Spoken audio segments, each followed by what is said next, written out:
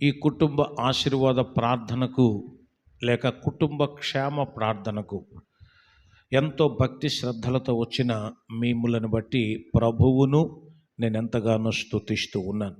కుటుంబం బాగుంటే సంఘం బాగుంటుంది, అలాగే సమాజం బాగుంటుంది, తద్వారా దేశమే బాగుంటుంది. అందుకనే గృహమే కదా స్వర్గసీమ అన్నాడు ఓ మహానుభావుడు. ఈరోజు బైబిల్ గ్రంథంలో నుండి ఒక వ్యక్తి యొక్క కుటుంబాన్ని మనము ధ్యానం చేయబోతున్నాం. ఆ వ్యక్తి ఐగుప్తు దేశంలో ఒక బానిసగా పుట్టాడు. ఆ తర్వాత కనాను దేశానికి దేవుని ప్రజలను నడిపించడానికి అతడు దేవుని యొక్క ప్రతినిధిగా మారిపోయాడు. తన భార్యను, తన పిల్లలను దేవుని యొక్క సన్నిధిలో ఎలా పెంచాడు అంటే చాలా అద్భుతంగా పెంచాడు. అలా పెంచిన తరువాత అతడు చనిపోయే ముందు ప్రజలందరినీ పిలిచి ఒక గొప్ప సాక్ష్యం చెప్పాడు. ఆ ఒకే ఒక్క సాక్ష్యం 6 లక్షల కాల్బలమును ఒక్క దెబ్బకు మార్చేసిందంతే. దేవునికి స్తోత్రం కలుగునుగాక. చాలా ఇంట్రెస్టింగ్ అయిన కుటుంబం ఇది. బైబిల్ గ్రంథంలో చూడండి, ఒక మాట మనం చదువుకుందాం ఈరోజు ధ్యానం కొరకు. కుటుంబాలు కలిగిన ప్రతివారు కూడా, కుటుంబాలు బాగుండాలి అనుకునే వారందరూ కూడా, నా కుటుంబం ద్వారా ఇతర కుటుంబాలు ఎన్నో దీవించబడాలి, నా కుటుంబం ద్వారా అనేక మందికి ప్రేరణ కలగాలి అని కోరుకునే వారందరికీ ఈ సందేశం చాలా ముఖ్యమైనది. కాబట్టి మీరు చాలా జాగ్రత్తగా నోట్ చేసుకుని దీన్ని ధ్యానం చేయాలి. చూడండి, the book of Joshua chapter 24 verse 15. యెహోషువ గ్రంథం 24వ అధ్యాయం 15వ వచనం. యెహోవాను సేవించుట మీ దృష్టికి కీడని తోచిన ఎడల మీరు ఎవని సేవించెదరో, నది అద్దరిని మీ పితరులు సేవించిన దేవతను సేవించెదరో, అమోరీయుల దేశమున మీరు నివసించుచున్నారే వారి దేవతలను సేవించెదరో, నేడు మీరు కోరుకొనుడి, మీరెవనిని సేవింప కోరుకొని నన్ను, ఈ మాట అండర్లైన్ చేయాలి, నేనును నా ఇంటి వారును యెహోవాను సేవించెదము. దేవునికి స్తోత్రం, హల్లెలూయా. ఈ మాట చెప్పిన వ్యక్తి పేరు యెహోషువ. చెప్పండి, యెహోషువ. యెహోషువ అనగా యెహోవాయే రక్షకుడు అని అర్థం. ఇతని అసలు పేరు హోషయ. అయితే దైవజనుడైన మోషే దగ్గర అతడు శిష్యరకం చేసినప్పుడు మోషే అతని పేరును యెహోషువగా మార్చాడు. ఈ విషయాలన్నీ సంఖ్యాకాండం 13వ అధ్యాయంలో రాయబడ్డాయి అతని పేరు గురించి. మనం యెహోషువ గ్రంథంలో ఇతని కుటుంబం కోసం ధ్యానం చేస్తున్నాం. యెహోషువ గ్రంథంలో 24 అధ్యాయాలున్నాయి, 646 వచనాలున్నాయి. ఇందులో ఉన్న ముఖ్యమైన పదం విజయం. చెప్పండి, ద విక్టరీ అని. విజయం, విజయవంతమైన కుటుంబం అది. ఆ కుటుంబానికి ఎక్కడ అపజయాలేమీ లేవు, ఎక్కడ వాటమి లేదు. యెహోషువ అతడు వెళ్ళిన ప్రతి యుద్ధంలో కూడా అతడు గెలుపొందుతూ ఉండేవాడు. అతనికి అపజయమే తెలీదు. యెహోషువ గ్రంథం అంతా కూడా విజయాల గ్రంథం అంటారు దీన్ని. దేవునికి స్తోత్రం. ఆ తర్వాత మరలా యెహోషువ గ్రంథం అయిపోయిన తర్వాత ఆ తర్వాత మళ్ళీ ప్రజలు ఓడిపోవటాలు ఇవన్నీ కూడా జరుగుతాయి. కానీ యెహోషువ జీవిత కాలంలో మాత్రం చాలా విజయవంతంగా జీవించాడు. దేవునికి స్తోత్రం. ఈరోజు ఈ కుటుంబం ఎందుకంత విజయవంతమైంది, ఎందుకు అతని కుటుంబం అనేక మందికి దీవెనకరంగా మారింది అనే విషయాలు మనందరం కూడా ధ్యానం చేద్దాం. యెహోషువ గురించి ఇంకొక మాట 24వ అధ్యాయం 29వ వచనం చదువుదాం. ఈ సంగతులు జరిగిన తరువాత నూను కుమారుడును యెహోవా దాసుడనైన యెహోషువ 110 సంవత్సరముల వయస్సు గలవాడై మృతి నొందెను. అంటే 110 సంవత్సరాలు అతను బ్రతికాడు. ఇది భూమి మీద జరిగిన ఒక యథార్థమైన సంఘటన. ఇది కట్టుకథ కాదు, కల్పిత కథ కాదు. క్రీస్తు పూర్వం 1405 సంవత్సరంలో ఈ భూమి మీద యెహోషువ జీవించాడు. అతడు జీవించినంత కాలం మోషేకు, అంటే దైవజనుడైన తన నాయకుడైన మోషేకు చాలా నమ్మకమైన రాయబారిగా, నమ్మకమైన శిష్యుడిగా, నమ్మకమైన మంచి దాసుడుగా అతడు జీవించాడు. మోషే చేస్తున్న ప్రతి పనిలో కూడా అతడు సహాయం చేస్తూ ఉండేవాడు. ప్రతి పనిలో కూడా సహాయం చేస్తూ ఉండేవాడు. ఆ తర్వాత అతనికి పెళ్ళయింది, పిల్లలు కలిగారు. తర్వాత మోషే దైవజనుడు చనిపోయాడు. ఆ తర్వాత యెహోషువకు ఆ బాధ్యతలను దేవుడు అప్పగించాడు. 6 లక్షల కాల్బలమును నడిపించడం. Not only one family, not only his family, అతడు లీడ్ చేయవలసిన ఆ కుటుంబాలు ఏంటంటే చాలా ఉన్నాయి. అందులో 6 లక్షల కాల్బలం అన్నారు. దేవుని నామానికి స్తోత్రం. వీళ్ళందరికీ మోషే ఎలాగైతే మధ్యవర్తిగా ఉండి వాళ్ళ విజ్ఞాపనలు దేవుడికి చేరవేసేవాడో, అలాగే యెహోషువ కూడా చేశాడు. యెహోషువ కూడా ప్రజల యొక్క విజ్ఞాపనలు దేవునికి చేరవేయటం, దేవుని యొక్క మాటలు తీసుకోవటం, ప్రజలకు చెప్పటం, ఇలా చేసేవాడు.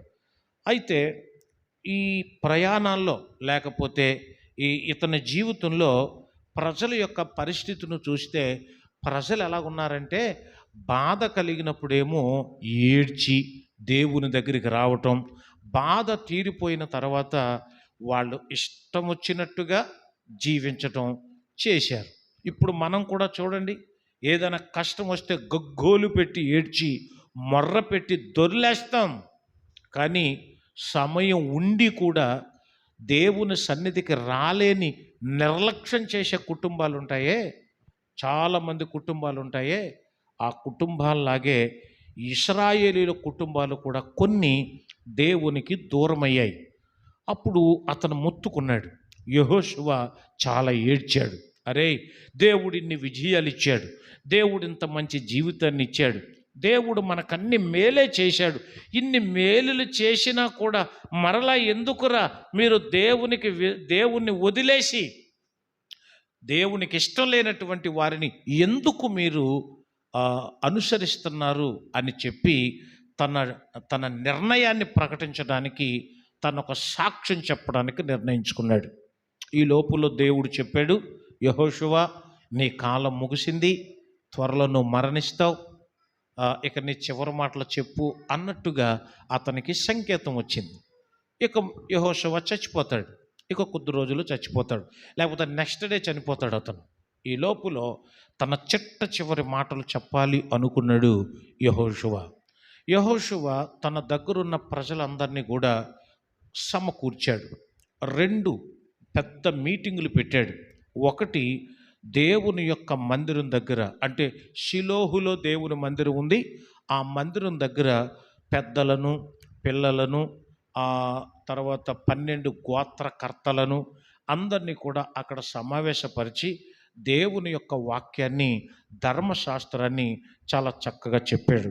రెండవది షెకెము అనే ప్రాంతంలో ఇంకొక మీటింగు ఏర్పాటు చేసి ఇక్కడ చాలా గమ్మత్తుగా అయిన తన చివరి మాటలు చాలా బాగా చెప్పాడు. ఎంత బాగా చెప్పాడు అంటే, ప్రజలందరినీ పోగేసిన తర్వాత తను ముందు నిలబడి తన భార్యను, తన పిల్లలను, తన ఇంటి వారందరినీ కూడా పిలిచి మహాసభ వారందరికీ చెప్పాడు, నా ప్రియులరా, మీరందరూ చూడండి, ఇంతకాలం దేవుడు మనకెంతో సహాయం చేశాడు, దేవుడు మనకెన్నో మేలులు చేశాడు, కాబట్టి త్వరలో ఇక నేను చనిపోతున్నాను, దేవుడు చెప్పేశాడు, ఇక నాకు సెలవు అయిపోయింది, నేను వెళ్ళిపోతున్నాను. అయ్యో, మీరు వెళ్ళిపోతే ఎలాగా, మేమంతా ఏమైపోతాం అని అంటే, కాదు, నేను వెళ్ళిపోయినా మీరు మనుషుల మీద డిపెండెన్సీ కాదు, ఆ దేవుడు ఎప్పుడు మీకు తోడుగా ఉంటాడు, ఆయనే మీ పక్షంగా యుద్ధం చేస్తాడు, మీరు భయపడకండి అని వాళ్లకు ధైర్యం చెబుతూ ఒక మంచి సాక్ష్యం చెప్పాడనమాట. ఆ సాక్ష్యంలో అతను ఒక 4 విషయాలు చెప్పాడు. ఆ 4 నేను టూకీగా చెప్పి ఈ సందేశాన్ని ముగిస్తాను. ఈ 4 చెప్పేసిన తర్వాత అప్పుడు అన్నాడు, ఆ 4 విషయాలు చెప్పిన తర్వాత ఆయన ఏమన్నాడంటే, ఇదిగో నన్ను చూడండి, నా భార్యను చూడండి, నా పిల్లలను చూడండి, మేము జీవితంలో ఎన్నో సంక్షోభాలు ఎదుర్కొన్నాం, ఎన్నో కష్ట నష్టాలు చవి చూసాం, వాటన్నిటిలో దేవుడు మాకు విజయం ఇచ్చాడు. దేవునికి గట్టిగా స్తోత్రం చెబుదాం. నేను సంతోషంగా జీవించాను, నా దేవుని నామాన్ని ఘనపరిచాను, కాబట్టి మీరు కూడా ఎలా జీవించండి అని అంటే మేము ఎలా జీవించాలి అన్నారు. అలాగన్న తర్వాత 4 విషయాలు చెప్పి అతడు తన సందేశాన్ని ముగించగానే అప్పుడు ప్రజలందరూ కూడా, యెహోషువ మేము కూడా నీలాగే మీ మాటే వింటాం, నీ వలే దేవుణ్ణి మాత్రమే మేము కూడా సేవిస్తాం అన్నారు. ఎంత గొప్ప సాక్ష్యం అంటే ఇది. ఈ రోజుల్లో ఇది ధ్యానం చేసినప్పుడు నాకు అనిపించింది, క్రైస్తవ సంఘాల్లో అన్ని కుటుంబాలు ఇలా ఉండకపోవచ్చు, కానీ యెహోషువలాగా ఒక్క కుటుంబం ఉన్న మిగిలిన జనులందరినీ కూడా నడిపించడానికి చాలా బాగుంటుంది. యెహోషువ చెప్పిన 4 విషయాలు చాలా ముఖ్యమైన పాఠం ఇది, కుటుంబాలకు అవసరమైన పాఠం. అందులో నెంబర్ 1 అతడు ఏం చెప్పాడంటే, యెహోషువ గ్రంథం 23వ అధ్యాయం 6వ వచనం, కాబట్టి మీరు మోషే ధర్మశాస్త్ర గ్రంథములో వ్రాయబడినదంతటిని గైకొని అనుసరించుటకు మనసు దృఢము చేసుకుని ఎడముకు కానీ కుడికి కానీ దాని నుండి తొలగి పోక. దేవునికి స్తోత్రం. అంటే మోషే మనకు ఒక ధర్మశాస్త్రం ఇచ్చాడు.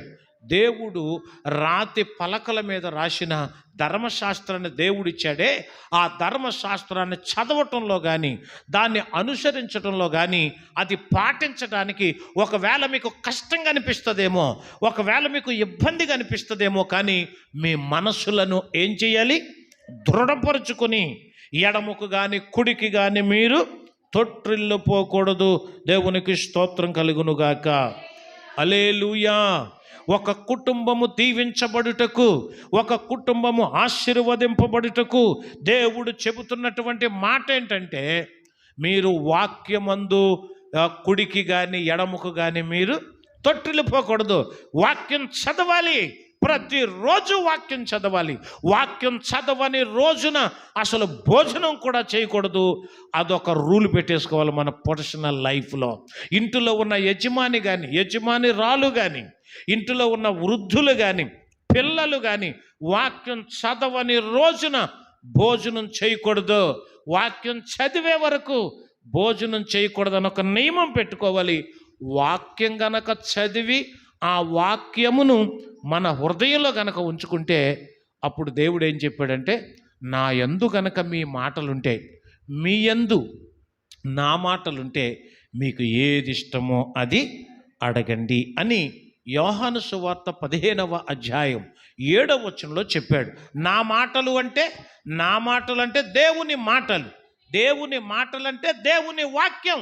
అక్కడ చాలా స్పష్టంగా చెప్పాడు ఆయన, నా యందు మీరును మీ యందు నా మాటలను నిలిచి ఉండాలి. నిలిచి ఉండిన ఎడల మీకేది ఇష్టమో అది అడగండి, అప్పుడు మీకు అనుగ్రహింపబడుతుంది. మనకి అడగటానికి ఎన్నో ఉన్నాయి, మనకిష్టమైనవి చాలా ఉన్నాయి. అవన్నీ దేవుడే ఇవ్వాలి. దేవుడు ఇవ్వాలంటే దేవుని మాటలు మనలో ఉండాలి. అది అలాగున్నప్పుడు యెహోషువ చెప్పాడు, నేను వాక్యమందు కుడికి కానీ ఎడమకు కానీ నేను తప్పిపోలా. నా జీవితం ఎలా జీవించా, నా కుటుంబంతో జీవించా. అందుకని మీరు కూడా వాక్యమందు కుడికి కానీ ఎడమకు కానీ మీరు తొట్టిల్లిపోవద్దు. వాక్యం పాటించాలంటే కొంచెం కష్టమే, అందుకని మనసును దృఢం చేసుకోవాలి అన్నాడు. దేవుని నామానికి స్తోత్రం. అమ్మ, నువ్వు వాక్యమందు దృఢం చేసుకుంటున్నావా? వాక్యాన్ని పాటించటానికి, వాక్యం చదవటానికి నీకు ఆసక్తి ఉందా? చెప్పాలి. ఆసక్తి ఉందా? ఆసక్తి ఉంటే నీవు ఏది అడిగితే దేవుడు అది నీకు అనుగ్రహిస్తాడు. ఇది నెంబర్ 1 అతడు చెప్పిన విషయంలో. రెండవది, యెహోషువ చెప్పిన రెండవ విషయం ప్రజలందరికీ చెప్తున్నాడు. షెకెం అనే ప్రాంతంలో పెట్టిన ఒక మీటింగ్లో అందరిని నిలబెట్టి తన సాక్ష్యం చెబుతున్నాడు. వాళ్ళందరికీ సలహాలు ఇస్తున్నాడు. రెండవది, యెహోషువ గ్రంథం 23వ అధ్యాయం 7-8 వచనాలు చదివితే అక్కడ ఇలాగూ రాయబడి ఉంది. మీ యొద్ద మిగిలియున్న ఈ జనుల సహవాసం చేయక, వారి దేవతల పేరును ఎత్తక, వాటి తోడని ప్రమాణము చేయక, వాటిని పూజింపక, వాటికి నమస్కరింపక, మీరు నేటి వరకు చేసినట్లు మీ దేవుడైన యెహోవాను హత్తుకొని ఉండవలెను. దేవునికి స్తోత్రం. రెండవది, మొదటిదేమో వాక్యములో నుండి కుడికి కానీ ఎడమకు కానీ తొట్టిల్లిపోకూడదు. 2, మీ దేవుడైన యెహోవాను హత్తుకొని ఉండాలి. అంతే. మీరు దేవునికి వ్యతిరేకమైన వారితో, లోకస్తులతో స్నేహం చేసి మీ భక్తిని పాడు చేసుకోకూడదు. దేవునిని హత్తుకొని ఉండాలి.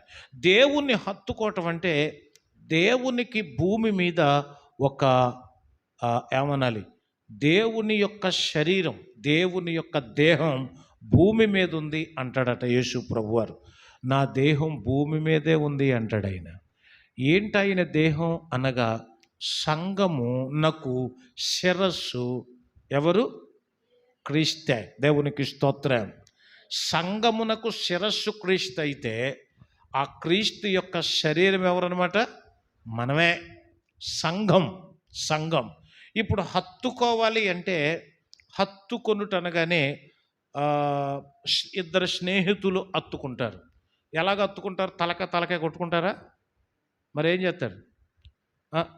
హత్తుకోవటం అంటే చక్కగా 2 చేతులు పెట్టి కౌగిలించుకొని హత్తుకోవటం అంటే అది కౌగిలించుకోవటం, హగ్గింగ్ అంటాం కదా, హగ్ చేసుకోవటం అని అంటాం. ఇద్దరు స్నేహితులు కలిసినప్పుడు, భార్య భర్తలు చాలా కాలం తర్వాత కలిసినప్పుడు ఇలాగా హగ్ చేసుకుంటాం. ఇప్పుడు దేవుణ్ణి హత్తుకొని ఉండండి అంటే దేవుని దేహం అయిన సంఘమును హత్తుకొని ఉండాలి. అంతే. సంఘమునకు చాలా దగ్గరగా ఉండాలి. సంఘములో నుంచి ఒక అడుగు కూడా బయటికి వేయకూడదు అన్నంతగా హత్తుకొని ఉండటం అంటే దగ్గరగా జీవించటం అనర్థం. దేవునికి స్తోత్రం. హల్లెలూయా. ఇది రెండవది ఆయన మనకు చాలా చక్కగా మరి చెప్తున్నాడు. దేవుని నామానికి స్తోత్రం. హల్లెలూయా. అంటే ఆ బంధం అంత బాగుండాలంతే. సంఘం అంటే అంతే. సంఘం అంటే అలా ఉండాలి. ఒక సంఘంలో ఉండే ఒక వ్యక్తి సంఘాన్ని హత్తుకొని ఉండటం అంటే సంఘ ప్రతి కార్యక్రమాల్లో పాల్గొనటం, సంఘ క్షేమాన్ని కోరుకోవటం. ఇది దేవుని దేహానికి నువ్వు ఇచ్చే పెద్ద గౌరవం. దేవునికి దగ్గరగా ఉంటున్నావంటే సంఘ క్రమాలు. దేవుని నామానికి స్తోత్రం. హల్లెలూయా. ఈరోజు ఏదో 4 చినుకులు వచ్చాయని కొంతమంది అంటారు. రేపు పొద్దున్న అడగండి, మీరు ఇంటికి వెళ్ళాక అడగండి, ఏమో రాత్రి ప్రార్థన రాలేదే అని అంటే వాళ్ళు చెప్పే కారణం ఒకటే. ఏంటా కారణం? చినుకులు పడ్డాయి, ఇలాగ వచ్చింది, అది ఇదని అంటారు కదా. అది అలాంటి చినుకుల్లో ఎక్కడో భోజనాలు పెడుతున్నారనండి, ఊరికినే చినుకులు ఏమైపోతాయో తెలియదు. పిడుగులు పడినా సరే మానరు, వడగళ్ళు వాన కురిసినా సరే మానరు. ఇలా చెప్తే కొంతమంది కొంచెం బాధ వేస్తుందేమో కానీ, బరువు వేస్తుందేమో కానీ, బాధ్యత లేని తనం అది. బాధ్యత లేకపోవటం, సంఘాన్ని హత్తుకొని ఉండటంలో విఫలమవటం. అంతే. దేవునికి దగ్గరగా జీవించటంలో. మీకు తెలుసా, కొన్ని చోట్ల సరైనటువంటి సంఘాలు లేక కాలవల గుండా, చెరువుల గుండా ఈదుకుంటూ వెళ్ళి ఆరాధనలో పాల్గొని వచ్చే దుస్థితి ఈరోజు కొన్ని దేశాల్లో ఉంది, కొన్ని ప్రాంతాల్లో ఉంది. సరైన సంఘాలు లేవు చాలా చోట్ల. ఈరోజు దేవుడు మనకంటూ ఒక సంఘాన్ని ఇచ్చాడు. దేవుని నామానికి స్తోత్రం. మీకు దేవుడు ఒక సంఘాన్ని ఇచ్చాడు. ఆ సంఘాన్ని మీరు ఏం చేయాలట? హత్తుకొని ఉండాలి. ఇది యెహోషువ వాళ్ళందరికీ చెబుతున్న ఒక మంచి మాట, రెండవ మాట అన్నమాట. అది దేవుని నామానికి స్తోత్రం. ఆదికాండంలో చూస్తాం హత్తుకోవటం అంటే భార్యాభర్తలిద్దరూ హత్తుకుంటారు అనే మాట అక్కడే మనం చూస్తాం. యెషయా గ్రంథం 54వ అధ్యాయం 5వ వచనంలో నిన్ను సృష్టించిన వాడు నీకు భర్త అయి ఉన్నాడు అని సైన్యములకు అధిపతి యగు యెహోవా సెలవిచ్చుచున్నాడు అనే మాట అక్కడ వ్రాయబడి ఉంది. ఒక భార్య తన భర్తకు ఎలాగైతే హత్తుకొని ఉంటుందో అలాగే ఒక భక్తుడు భగవంతుని అంతగా హత్తుకొని ఉండాలి. అంతే.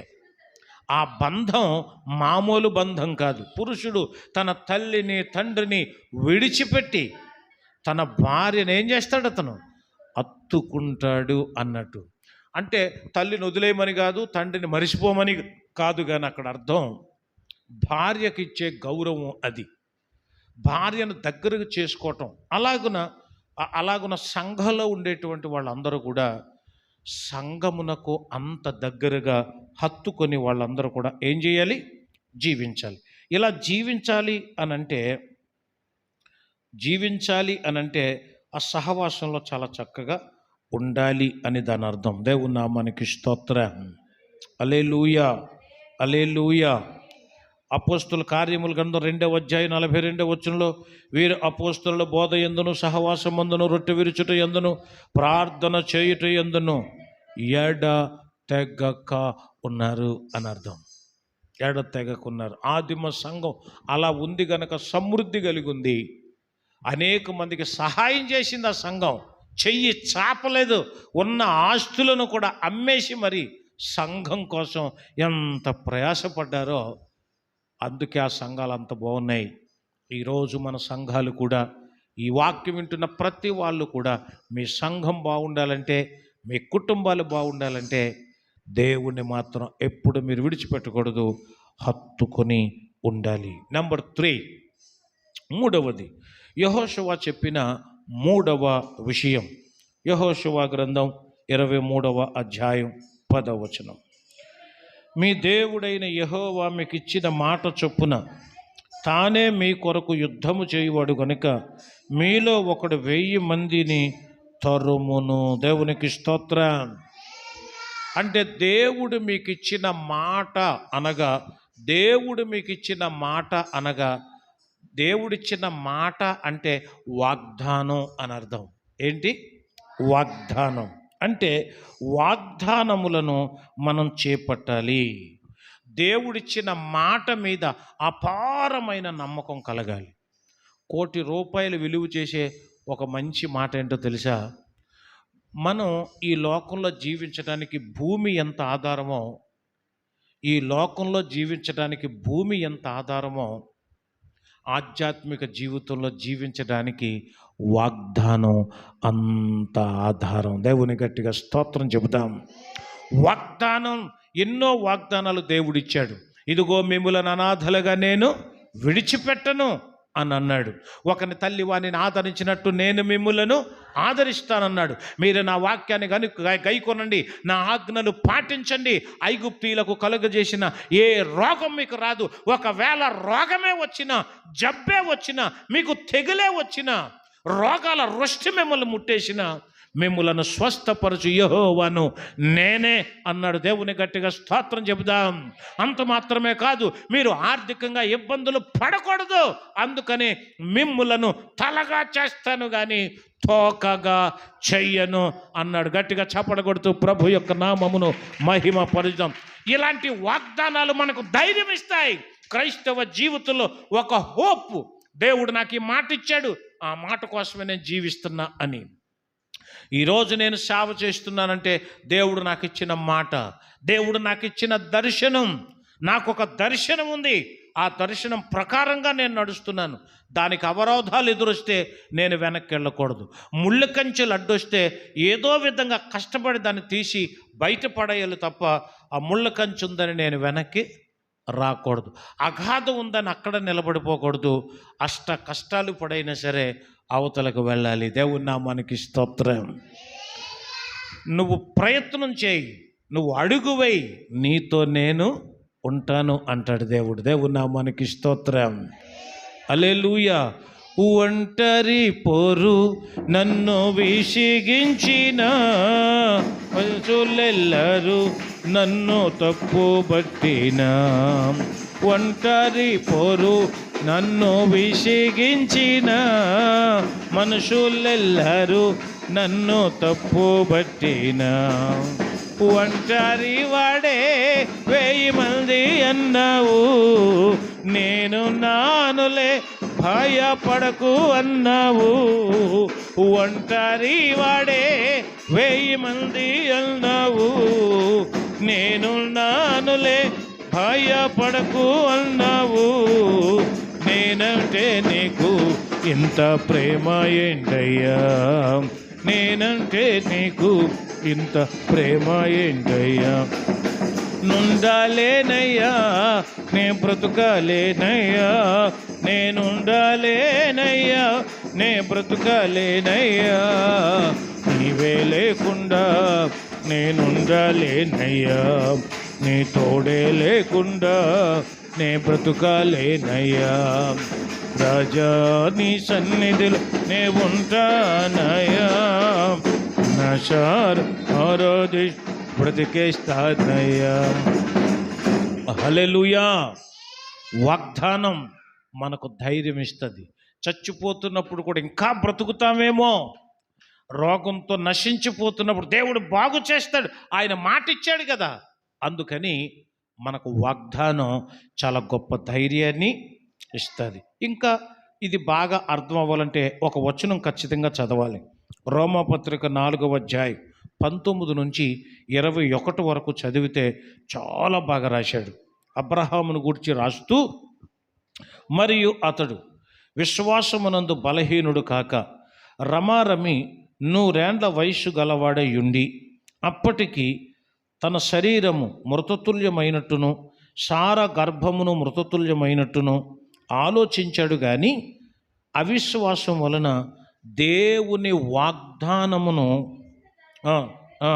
వాగ్దానమును గూర్చి సందేహింపక దేవుని మహిమపరిచి ఆయన వాగ్దానము చేసిన దానిని నెరవేర్చుటకు సమర్థుడని రూఢిగా విశ్వసించి విశ్వాసము వలన బలము పొందాడు. దేవునికి స్తోత్రం. నో హోప్ అన్నమాట. ద మెర్లీ అపీరియన్స్లో పైకి కనబడేటట్టుకు అబ్రహాముకు ఏ ఆధారము లేదు. నిరీక్షణకు ఆధారము లేనప్పుడు అబ్రహాము ఆధారపడ్డాడు. అలాగ మనం అంత ఆధారపడిపోవాలి దేవుని మీద. అంత ఆధారపడిపోతే చివరికి బలహీనుడు అవ్వలేదు. ఆయన బలహీనుడు అవ్వలేదు. ఎదురవుతున్న ప్రతి సమస్యలను గురించి కూడా మనం కూడా అవిశ్వాసులం కాకూడదు, బలహీనులం కాకూడదు. వాగ్దానమును బట్టి మనం బలపరచబడాలి. దేవుని గట్టిగా స్తోత్రం చెబుదాం. హల్లెలూయా. ప్రతి వాగ్దానము నీ కొరకేనని ప్రతి స్థలమందున తోడై కాపాడుచున్నావు నీవు. ప్రతి వాగ్దానము నా కొరకేనని ప్రతి స్థలమందున తోడై కాపాడుచున్నావు నీవు. హల్లెలూయా. ప్రతి వాగ్దానం కూడా బైబిల్లో ఇవ్వబడింది మన కొరకే. కాబట్టి వాగ్దానాన్ని ఎత్తిపట్టి మనం ఏం చేయాలి? ప్రార్థన చేయాలి. అంతే. ప్రభువా నువ్వు ఈ వాగ్దానం చేశావు. యెహోషువ ఎంత ధైర్యపరుస్తున్నాడో చూడండి వాళ్ళందరినీ కూడా. ఇది 3వది. 4వది చెప్పి నేను ముగిస్తాను. కుటుంబాలు బాగుపడాలనుకునేవాడికి సందేశం అర్థం అవ్వాలి. నా ఇల్లు బాగుండాలనుకో, నా కుటుంబం అంతా కూడా క్షేమంగా ఉండాలి, అనేక మందికి దీవెనకరంగా ఉండాలి, లక్షల మందిని మార్చాలి అంటే యెహోషువ చెప్పిన మాటలు మనం జాగ్రత్తగా లేదు. 4, దైవికమైన కుటుంబంగా కట్టబడండి అన్నాడు. యెహోషువ గ్రంథం 23వ అధ్యాయం 12, 13 వచనాలు. అయితే వెనుకకు తొలగి మీ యొద్ద మిగిలియున్న ఈ జనులను హత్తుకొని వారితో 1000 మంది, వారితో మీరును మీతో వారును సాంగత్యము చేసిన ఎడల మీ దేవుడైన యెహోవా మీ ఎదుట నుండి ఈ జనమును కొట్టివేయుట మానును. మీ దేవుడైన యెహోవా మీకు ఇచ్చిన ఈ మంచి దేశములో ఉండకుండా మీరు నశించే వరకు వారు మీకు ఉరిగాను బోనుగాను మీ ప్రక్కల మీద కొరడాలుగాను మీ కన్నులలో ముళ్ళుగాను ఉందురు. దేవునికి స్తోత్రం. అంటే ఇక్కడ 1000 మందటం గురించి రాశాడు, పెళ్ళిళ్ళు గురించి రాశాడు. అంటే దేవుని నమ్ముకున్న పిల్లలైనటువంటి మనం దైవికమైన కుటుంబంగా ఉండాలంటే అలాంటి కుటుంబములను మాత్రమే మీరు వివాహం చేసుకోండి అంటున్నాడు ఆయన కదా. చాలా మంచి విషయం. ఎందుకంటే దేవుని నమ్మని కుటుంబానికి దేవుని మీద అంత విశ్వాసమేమీ ఉండదు. నాకు తెలిసిన ఒక సహోదరుడు ఉన్నాడు. అతనికి భార్య చనిపోయింది. తర్వాత ఇంకొక ఆవిడని పెళ్లి చేసుకున్నాడు. ఆవిడికి దేవుడంటే గౌరవమేమీ ఉండదు. ఆవిడ తనను పూర్తిగా వేరే వైపుకు తిప్పేసింది. అంటే బైబిల్ గ్రంథంలో ఉదాహరణ చెప్పుకుంటే సొలొమోను లాగా అన్నమాట. సొలొమోను కూడా తన భార్యల వలన దేవుని విడిచిపెట్టేసిన సందర్భాన్ని మనం చూస్తాం. అందుకని వివాహ బంధాలు చాలా పవిత్రంగా ఉండాలి. వాళ్ళకు ధనం ఉందా లేదా అని చూడకూడదు. ముందు వాళ్ళు దేవుణ్ణి నమ్మారా లేదా అని చూడాలి. దేవునికి స్తోత్రం. బాగా బ్రతకాలంటే ఇది చాలా ముఖ్యమైన విషయం అని ప్రభు పేరిట నేను మీకు మనవి చేస్తున్నాను. ఎందుకంటే ద్వితీయోపదేశకాండం 22వ అధ్యాయం 10వ వచనంలో ఎద్దును గాడిదను జత చేసి భూమిని దున్నకూడదు అన్నాడు. ద్వితీయోపదేశకాండం 7వ అధ్యాయం 3వ వచనంలో నీవు వారితో వియ్యమందకూడదు, వాని కుమారునికి నీ కుమార్తెను ఇయ్యకూడదు, నీ కుమారునికి వాని కుమార్తెను పుచ్చుకొనకూడదు. అది అలాగే సంసోను కూడా తన తల్లిదండ్రులకు ఇష్టం లేని, దేవుణ్ణి నమ్మని కొంతమంది స్త్రీలతో అతడు సాంగత్యము చేసి పాపం చేసి చివరికి కళ్ళు కూడా పీకించుకున్నాడు. తన ప్రాణమే పోయింది. అందుకని యెహోషువ చెబుతూ, ఇదిగో ఈ 4 విషయాలు మీరు జాగ్రత్తగా గుర్తుపెట్టుకోండి. ఎందుకంటే ఇక నేను చనిపోతున్నాను. చనిపోయే ముందు మీ అందరి క్షేమం కోరి నేను చెప్తున్నాను. మీ కుటుంబం వర్ధిల్లాలంటే ఇలా ఉండండి అని చెప్పాడు. అని చెప్పిన తర్వాత ఆయన ఉపయోగించిన మాట, చెప్పాల్సింది ఏదో నేను చెప్పేశా, ఇది నా విషయం. మీరు 4 విషయాలు చెప్పాడు. ఏంటవి? వాక్యమందు మీరు తొలగిపోకూడదు, సహవాసమందు హత్తుకొని ఉండాలి, వాగ్దానములను చేపట్టాలి, దైవికమైన కుటుంబంగా కట్టబడాలి. ఈ 4 పాటించండి, మీరు చాలా బాగుంటారని చెప్పి, మీరు ఒకవేళ పాటించిన మీరు ఏమైనా చేయండి గాక, నా ఫ్యామిలీకి వచ్చేసరికి నేను నా కుటుంబం యెహోవాను మాత్రమే సేవిస్తాం. అలా నోరు ఆవులించి చూశారు అందరూ. అయ్యి బాబోయ్ అనుకున్నారు. అందరూ అలా నోరు వెళ్ళబెట్టి చూశారు. రిజల్ట్ ఎంత బాగుందో చూడండి. యెహోషువ ఎలా బ్రతికాడో చెప్పాడు. యెహోషువ తను ఎలా జీవించాడో చూపించాడు. చెప్పటం మాత్రం కాదు, బ్రతికి చూపించాడు. వెంటనే రిజల్ట్ చాలా బాగుంటుంది. చూడండి, యెహోషువ గ్రంథం 24వ అధ్యాయం 18వ వచనం. యెహోవా దేశంలో నివసించిన అమోరీయులు మొదలైన ప్రజలందరూ మన ఎదుట నిలవకుండా వారిని తోలివేసినాడు. యెహోవానే సేవించెదము, ఆయనకు మా దేవుడని ప్రత్యుత్తరము ఇచ్చెను. ఇప్పుడు 21వ వచనం. జనులు అట్లు కాదు, మేము యెహోవానే సేవించెదమని యెహోషువతో చెప్పిరి. 22వ వచనం నుంచి, అప్పుడు యెహోషువ, మీరు యెహోవానే సేవించెదమని ఆయనను కోరుకున్నందుకు మిమ్మల్ని గూర్చి మీరే సాక్షులై ఉన్నారనగా వారు, మేము సాక్షులమే అనిది. అందుకతడు, అలాగైతే మీ మధ్యనున్న అన్య దేవతలను తొలగత్రోసి ఇశ్రాయేలీయులను దేవుడైన యెహోవా తట్టు మీ హృదయములను త్రిప్పుకొనుడని చెప్పాను. అందుకు జనులు, ఈ మాట అందరు గట్టిగా చెబుతారా? అందరూ చదవండి ఒకేసారి. మన దేవుడైన యెహోవానే సేవించెదము, ఆయన మాటయే విందుమని యెహోషువతో చెప్పిరి. గట్టిగా చప్పట్లు కొడుతూ ప్రభు యొక్క నామమును మహిమపరచుదాం. హల్లెలూయా. చివరికి అతడు సాక్ష్యం చెప్పిన తర్వాత వాళ్ళందరూ మారి యెహోషువ, నువ్వు చెప్పినట్టే వింటాం, నీలాగే మేము కూడా యెహోవానే సేవిస్తాము అని అన్నారు. అలాగున యెహోషువ జీవితం ముగుస్తుంది. ఆ తర్వాత 29వ వచనంలో ఈ సంగతులు జరిగిన తర్వాత నూను కుమారుడును యెహోవా దాసుడైన యెహోషువ 110 సంవత్సరములు వయస్సు గలవాడై మృతి నొందెను. మృతి నొందితే నొందాడు గాక, అందరినీ మార్చి వెళ్ళిపోయాడు. ఆ తర్వాత మరలా న్యాయాధిపతుల కాలం వస్తుంది. ఆ న్యాయాధిపతులు దాదాపుగా 13 మంది న్యాయాధిపతులు సంసోనుతో, ఒత్నియేలు మొదలుకొని సంసోను వరకు 13 మంది. మరి ఆ కాలంలో దేవుని ప్రజలు చాలా ఇబ్బందులే పడ్డారు. దేవుని భయం లేని తరం అది. కానీ ఈరోజు మనందరం దైవ భయము కలిగిన తరములాగా, దేవుని కుటుంబంలాగా మనందరం కూడా బ్రతకాలి. ఇలా ఒక్క కుటుంబం బ్రతికిన చాలు అనేక మందికి అది దీవెనకరంగా మారుతుంది. దేవునికి స్తోత్రం.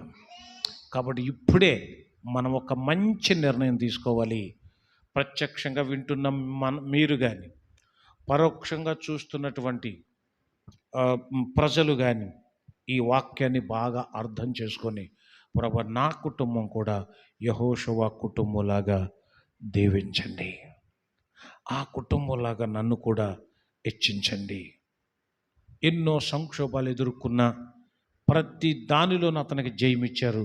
అలాగే నాకు కూడా జయమిచ్చి విజయమిచ్చి విజయవంతమైన ఒక మంచి కుటుంబంగా చెయ్యండి. మనందరం ప్రార్థన చేద్దాం. తలలు వంచి కళ్ళు మూసుకొని ప్రార్థనలో ఏకీభవించండి. హల్లెలూయా, హల్లెలూయా, హల్లెలూయా. యేసయ్యా మీకు స్తోత్రాలు, యేసయ్యా మీకు స్తోత్రాలు. అందరం కూడా ప్రార్థించాలి,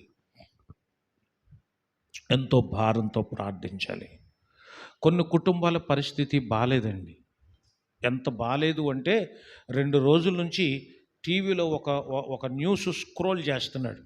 10వ తరగతి చదువుకున్న పిల్ల ఒక అబ్బాయిని ప్రేమించి వాళ్ళమ్మ గద్దిస్తుందని, హెచ్చరిస్తుందని వాళ్ళిద్దరూ కలిసి కన్న తల్లిని చంపేశారు. కుటుంబాల పరిస్థితి బాలేదండి. ఒక యజమానుడు బాగా అప్పులు చేసి ఆ ఆర్థిక ఇబ్బందులు తట్టుకోలే, భారం ఎక్కువైపోయి ఆత్మహత్యకు ప్రయత్నిస్తున్న అనేకమైన కుటుంబాలు ఈ రోజున చూస్తున్నాం. భార్య భర్తలు ఇద్దరు కలిసి ఈ అప్పులు మనం తీర్చలేం, మన కుటుంబ పరిస్థితి బాలేదని చావటానికి కూడా సిద్ధపడుతున్న సమాజంలో మనం ఉన్నాం. మన కుటుంబాల పరిస్థితి బాలేదు. పిల్లలు తల్లిదండ్రుల మాట వినడం లేదు, ఎదురిస్తున్నారు. ఇలాంటి సమయంలో యెహోషువ కుటుంబం నీకు ఒక మాదిరి కాదా? యెహోషువ భార్య కానీ పిల్లలు కానీ తననెప్పుడు ఎదిరించినట్లుగా లేదు, ఎప్పుడు కూడా అలా లేదు. ఎందుకంటే అతను దైవికమైన కుటుంబంగా కట్టబడ్డాడు. తన కుటుంబం యెహోవాను మాత్రమే సేవిస్తూ. ఇక 2వ స్టెప్ వేయలేదు ఆయన. నమ్మితే అలా నమ్మాలండి, జీవిస్తే అలా జీవించాలండి. ఏ కుటుంబంలో ఎలాంటి ఇబ్బంది ఉందో నాకు తెలియదు. కొన్ని కుటుంబాల్లో అయితే ఒక భర్త భార్యను పిల్లల్ని వదిలేసి కొన్ని సంవత్సరాలు అయింది, వాళ్ళు ఎలా బ్రతుకుతున్నారనే ఆలోచన లేదు, వాళ్ళు ఎలా జీవిస్తారు అనే ఆలోచన లేదు.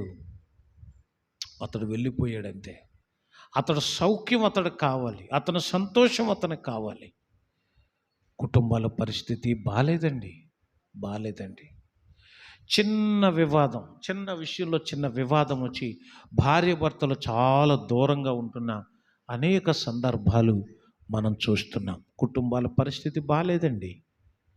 ఇలాంటి సందర్భంలో ఇదిగో ఈరోజు యెహోషువ కుటుంబానికి సంబంధించిన వార్త, నీకు ఒక కనువిప్పు కలగాలి, నీకు కళ్ళు తెరవాలి, నీ మనసు తెరవాలి. ఎంతోమంది కుటుంబాలు ఈరోజు కుటుంబ క్షేమ ప్రార్థన ఎందుకు పెడుతున్నాం తెలుసా? కుటుంబం కోసం కాసేపు అయినా ఏడుస్తారని, నీ కుటుంబంలో ఉన్న దీనస్థితి అంతా పోవటానికి మొరపెడతారు అని. గృహాల దగ్గర ఉన్న వాళ్ళు ఒకవేళ ఏ పనిలో ఉన్నారో నాకు తెలీదు, అన్నిటికంటే ఎక్కువ శాతం నిర్లక్ష్యమే కనపడుతుంది. ఇది వ్యక్తిగతంగా వాళ్ళు ఆలోచన చేయాలి. వ్యక్తిగతంగా ఆలోచన చేసుకొని దైవ సన్నిధిలో ఉండవలసి వచ్చినప్పుడు దైవ సన్నిధిలో ఉండాలి. అలా లేనప్పుడు ప్రియులరా, యెహోషువ కుటుంబంలాగా మనం ఎలా ఉండగలం? నువ్వు చెప్పగలవమ్మా, నేను నా ఇంటి వారు యెహోవాను సేవిస్తామని? నువ్వు చెప్పగలవా బాబు, మేము అలా జీవిస్తామని? ఇది సవాలుతో కూడుకున్న ఓ మంచి కుటుంబం యొక్క నిజస్వరూపం. అలాగున మనందరం కూడా ప్రార్థన చేద్దాం. హల్లెలూయా. ప్రార్థన చేయండి. ప్రభువా, యెహోషువ కుటుంబంలాగా నన్ను దీవించండి. అందరూ లేచి నిలబడండి, ప్రార్థన చేద్దాం. చివరి ప్రార్థన చేద్దాం. హల్లెలూయా.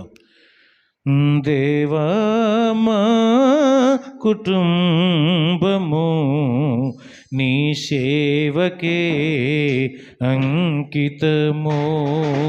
దేవా, మా కుటుంబము నీ సేవకే అంకితము. ఈ శాపలోకానా నీ సాక్షులుగా నిలువా, నీ ఆత్మతో నింపుమా,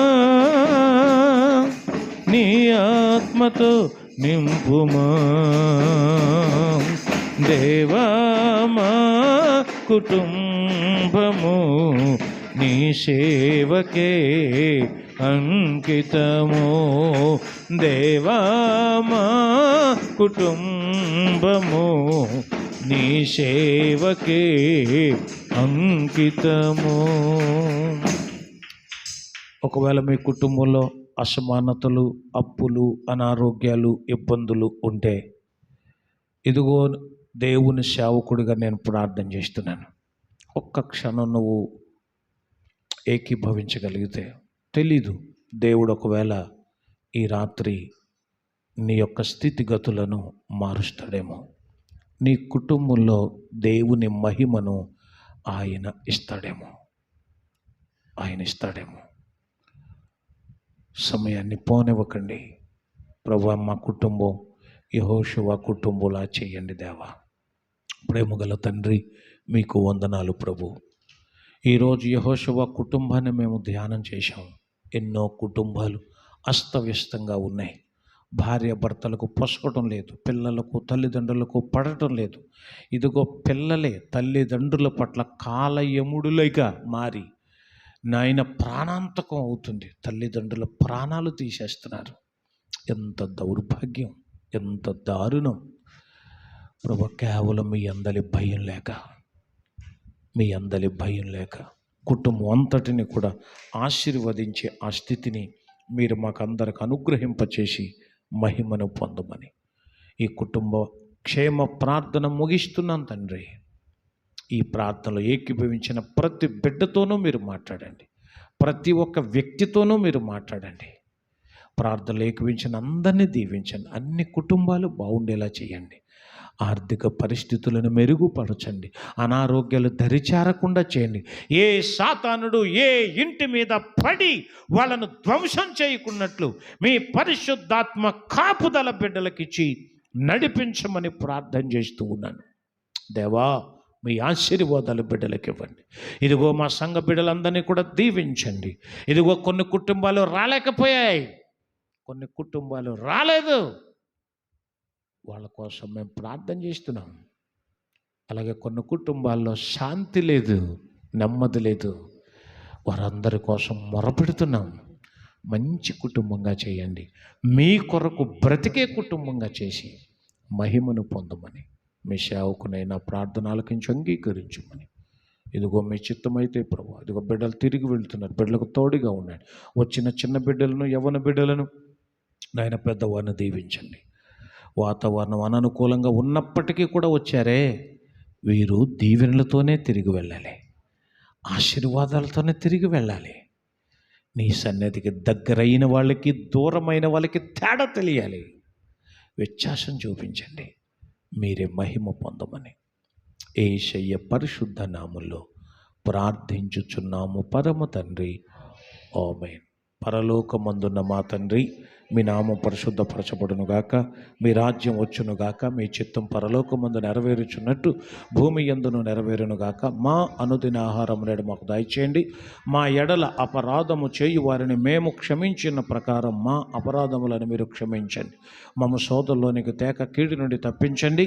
రాజ్యము, శక్తియు, మహిమ నిరంతరము మీరై ఉన్నారు తండ్రి, ఆమేన్. తండ్రి అయిన దేవుని ప్రేమయు, కుమారుడైన యేసుక్రీస్తు వారి కృపయు, పరిశుద్ధాత్మిక అన్యోన్య సహవాసం, సమాధానం ఇక్కడ కూడిన మనకు లోకములన పరిశుద్ధులందరికీ ఆయన వచ్చు పర్యంతము తోడయుండునుగాక. ఆమేన్. రక్తం వేయించాయి, ప్రవేశ రక్తం వేయించాయి, ప్రవేశ నామకు సంపూర్ణ విజయం కలుగునుగాక. ఆమేన్. ఒక అందరికి వందనాలు. దేవుడు మిమ్మల్ని అందరినీ కూడా దీవించునుగాక. ఆమేన్.